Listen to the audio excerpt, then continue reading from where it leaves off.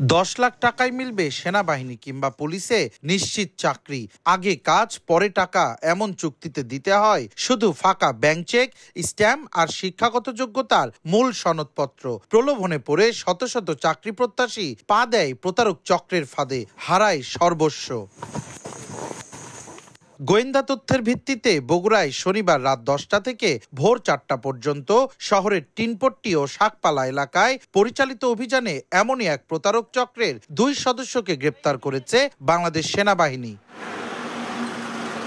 প্রথমে শহরের টিনপট্টি এলাকার একটি বহুতল ভবনের ফ্ল্যাটে অভিযান চালায় সেনাবাহিনী। সেখানে চাকরি প্রত্যাশী এক যুবক সাকিব মিয়াকে উদ্ধারের পাশাপাশি হাতে নাতে আটক করা হয় প্রতারক চক্রের অন্যতম সদস্য বায়েজিদ মিয়াকে। জব্দ করা হয় 7 জনের উচ্চ মাধ্যমিকের আসল প্রশংসাপত্র, 4টি ব্যাংক চেক, 100 টাকা মূল্যের 14টি ফাঁকা স্ট্যাম্প। পরে আটক বায়েজিদের দেয়া তথ্যের ভিত্তিতে চক্রের মূল হোতা তাহের আলী রঞ্জুকে শহরের শাকপালা নিজ বাড়ি থেকে গ্রেপ্তার করা হয়।